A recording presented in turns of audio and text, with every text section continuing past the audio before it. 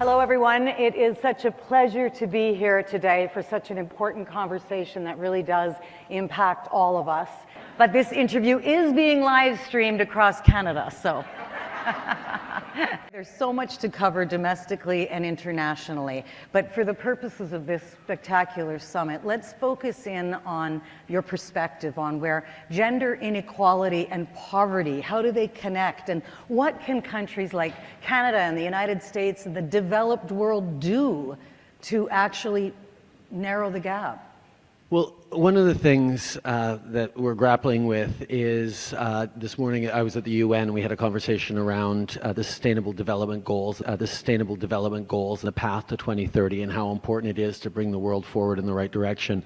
And it's no surprise that as we're finding out that we are behind where we need to be on the SDGs in general, that's aligned with a backsliding of women's rights and women's empowerment around the world. Because if we want to build a better world, from everything from education to conflict to small businesses and economic empowerment to politics, we need to empower more women to be part of the solution, part of the conversation, and quite frankly, leading those solutions. And the fact that we're backsliding on that is linked to the fact that we're backsliding on absolutely everything else.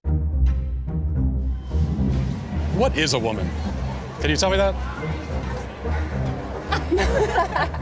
Well, you're at the Women's March. You must have some idea. Please, if one person could tell me what a woman is. You are not here for women.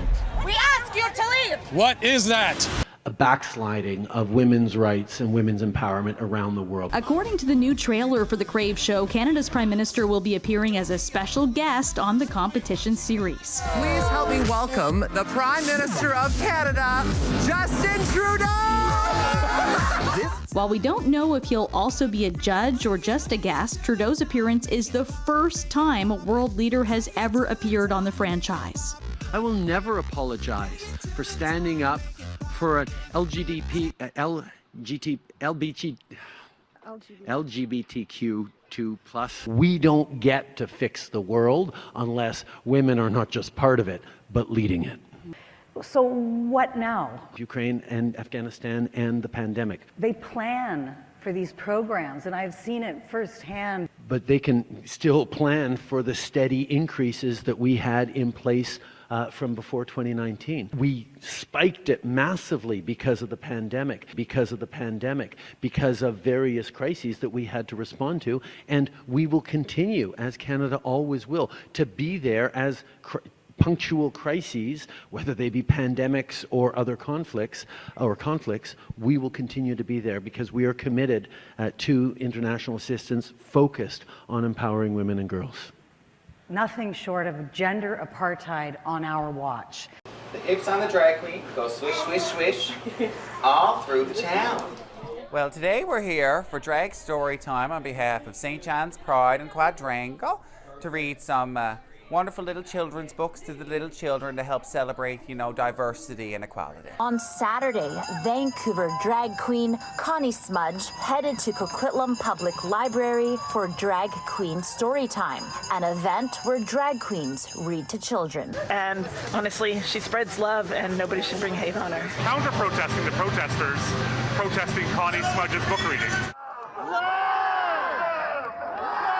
As we approached the Coquitlam Public Library, some of the protesters could be heard yelling hateful things. So you say, well, what can countries do? And I look at what Denmark is doing, Finland, automatic refugee status for women and girls based solely on their gender. What is that? Nothing short of gender apartheid on our watch. I've got no truck for right against personally, but all I've seen her do is stand up for women's rights to fairness and equality. Well, she actually competed against Leah Thomas, and it was obviously unfair.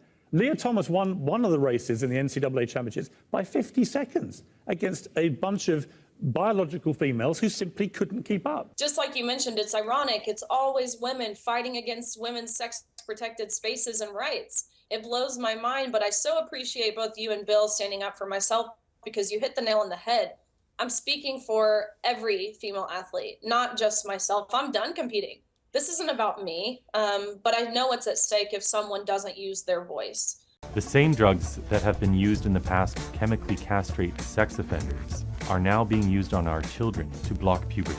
My name's Chris Elston. I'm known as Billboard Chris on social media. Our children are being taught a regressive, sexist ideology that teaches them that stereotypes determine their sex. Schools are hiding from parents that their child has a new name at school and is going by new pronouns, so parents are automatically a threat to their own child. It doesn't matter whether you're Democrat or Republican. It is such a winning issue to simply tell the truth.